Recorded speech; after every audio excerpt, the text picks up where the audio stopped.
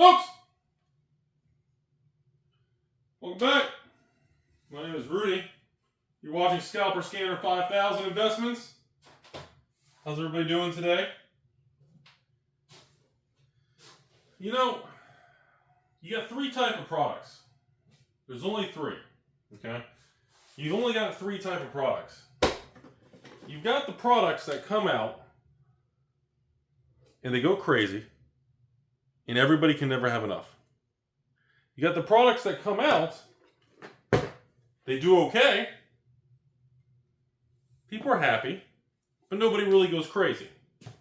And then you got number three, the products that come out and people say it's hot trash. Scarlet Violet Base, Paradox Rift, Obsidian Flames, known as the Char Lizard.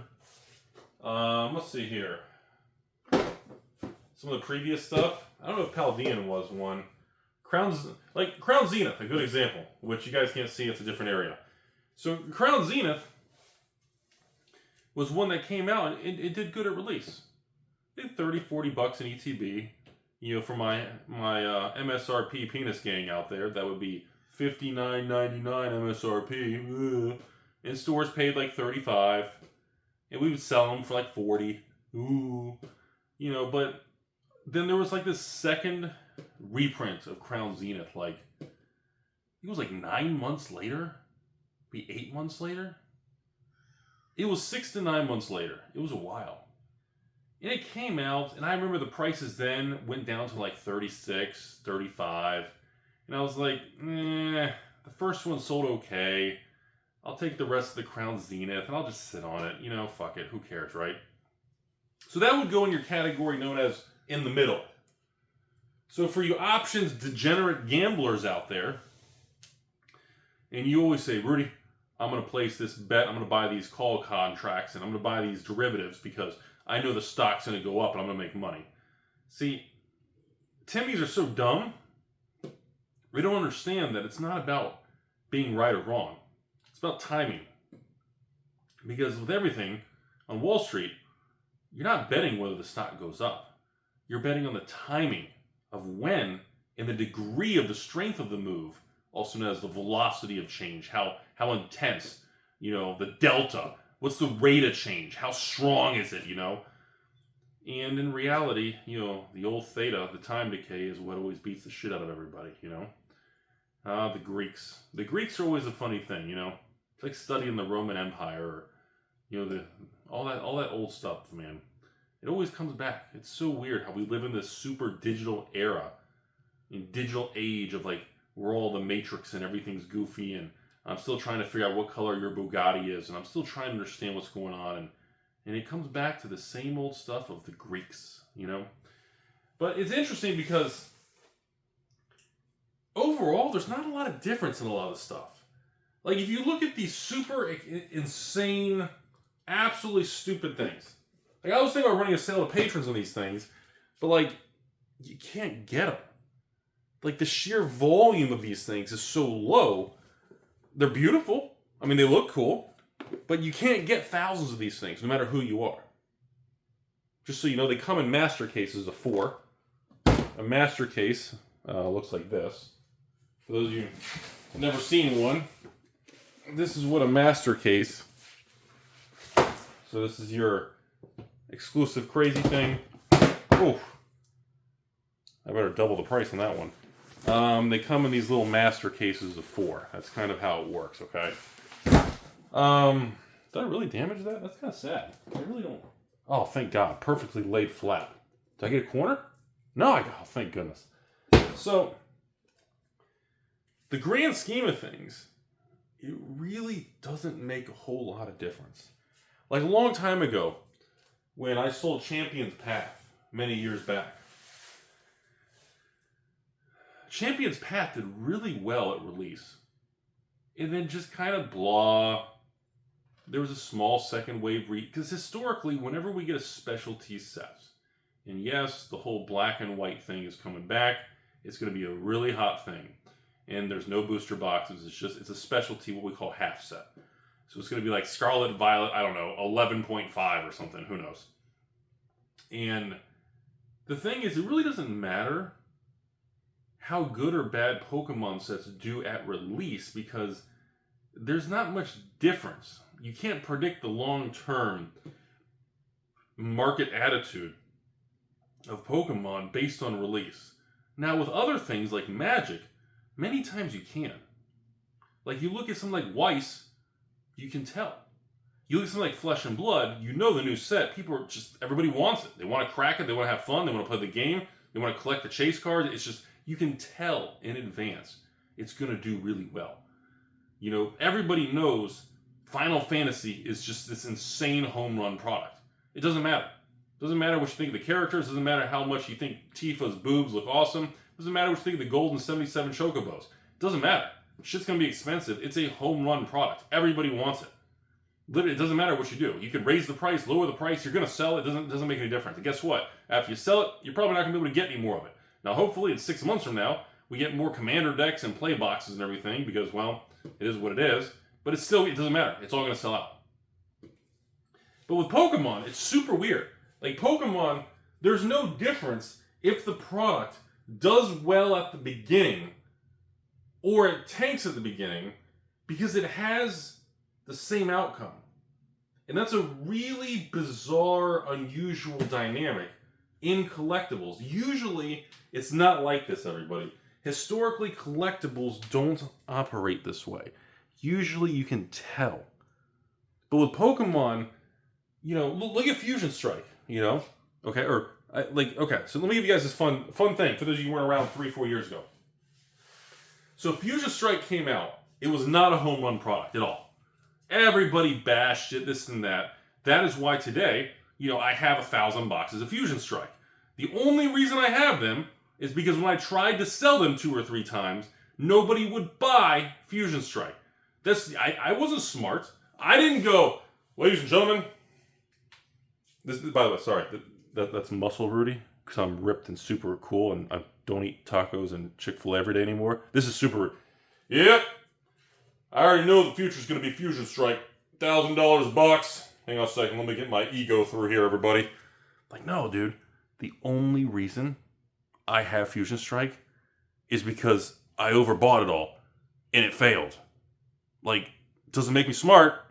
Just means it's kind of like, you know, I tripped in the drive-thru and the really nice young couple behind me was like, oh, I feel bad for him. Let's give him a free mouth hug. And then I got back up. Like, I didn't predict that. Now, second part of the story. During that time frame of Fusion Strike, Astral Radiance, Brilliant Stars, do you know what the hottest set was? Anybody know? It was Brilliant Stars. Brilliant Stars released, and for me, when Scarlet Violet was happening, or Scarlet Violet, wrong era. When Sword and Shield was happening, the 2 sets that did really well for me was Evolving Skies from day one. The first time I sold Evolving Skies for like $129 I sold Evolving Skies for. So it was amazing. It sold out immediately. Most of my Evolving Skies, so out of like my 3,000 boxes of Evolving Skies, 2,000 boxes of Evolving Skies sold immediately. And the only reason I had the second batch of 1,000 Evolving Skies today is because that was the reprint, the second or the third reprint. I don't remember. They reprinted Evolving Skies like 3 times. And then I think like the second time we got half a pallet. And I think that was in the middle of some big boom with something else with Magic or something. And I couldn't even fit on the sales schedule. And then like none of the patrons even asked for it. So I said, fuck it, whatever. Just throw the half pallet aside. And then after that, we had the third and final reprint of Evolving Skies. And that was another half pallet. So that's where I ended up with like my 900 and change Evolving Skies boxes. But understand, through Sword and Shield, everybody only asked me about Brilliant Stars. Nobody wanted Astral Radiance or Fusion Strike. During that middle block era, it was straight up the only thing that mattered. Before the Chilling Reign reprint, when they reprinted Chilling Reign, and that second or third reprint of Chilling Reign was so overprinted, it collapsed Chilling Reign down to like 88 a box. So, you know, only a complete stupid, like Timu Timmy Rudy would be like, damn, I'm going to buy 3,000 boxes of Chilling Reign and I'm going to pay, distributors have $5 off a box. Dang, this is pre-price increase, so Pokemon boxes were like 80 back then. And I was like, wow, I'm going to buy Chilling Reign for 75 because it's only worth 80. Who's going to buy this?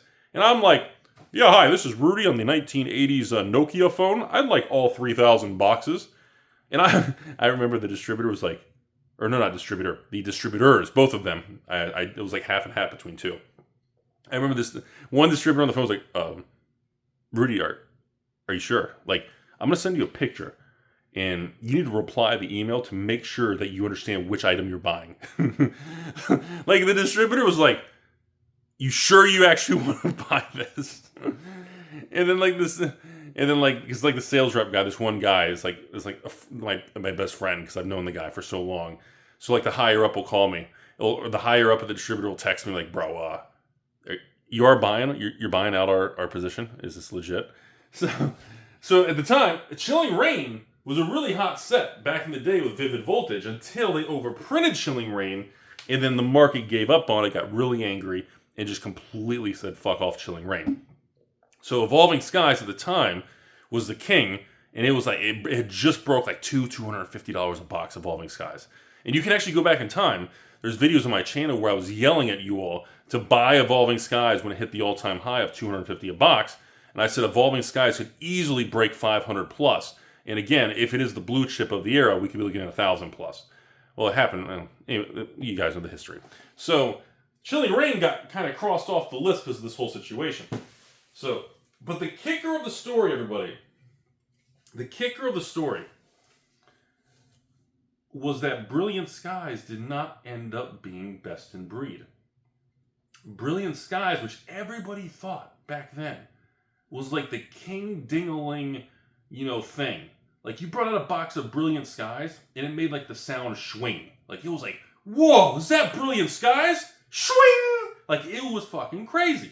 But if you brought out Astral Radiance, Fusion Strike, Chilling Reign Rudy got wrecked. It was like Roaring Skies. Again, the only reason I have 500 boxes of Roaring Skies is because I got fucking stuck with it, and everybody bashed me and told me to F off when I tried to sell Roaring Skies for $79. So again, I just want to remind you all, I'm going to end the video here, but I just want to tell you all something. A long time ago when I started this industry, and I first went to the distribution side and the wholesale side, back in, I think I started this in 2010, 2011 range when I started working with distributors. So about 15 years ago, let's just say.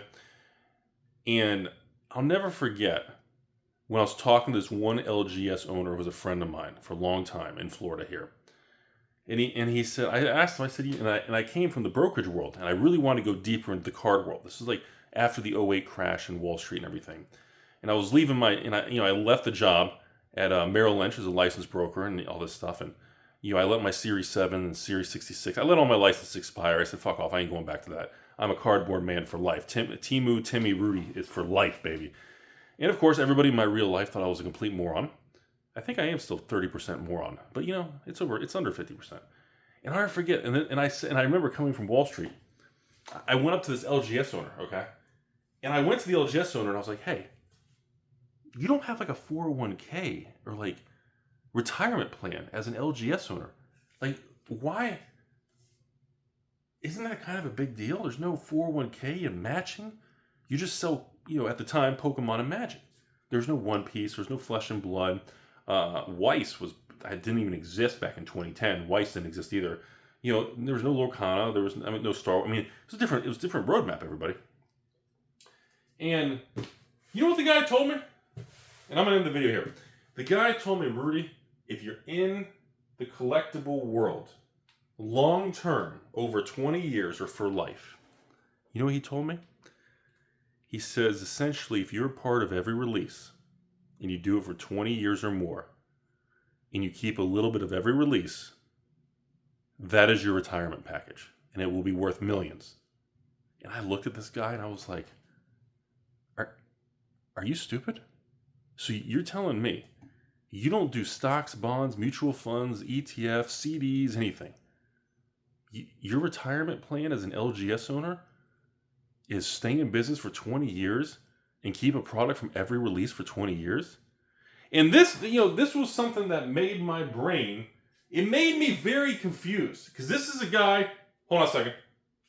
This is ego Rudy coming in from my cuff-linked fancy shirt with my golden bull and bear cufflinks, hair slicked back like I was a hot shot because my starting salary was $50,000 a year, which back then was pretty good. I was pretty proud of that.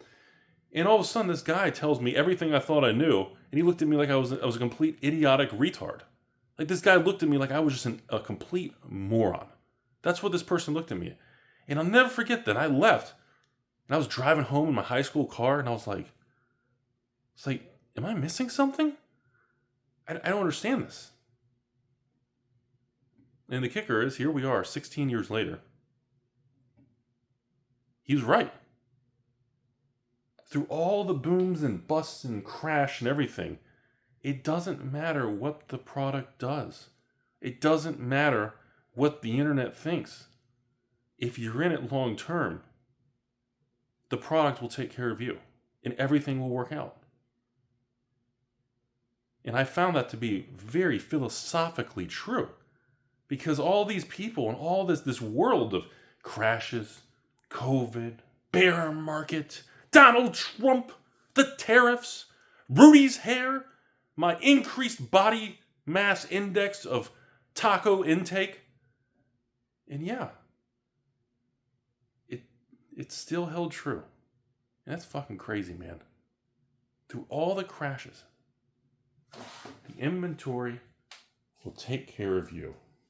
You just gotta believe in it and be patient.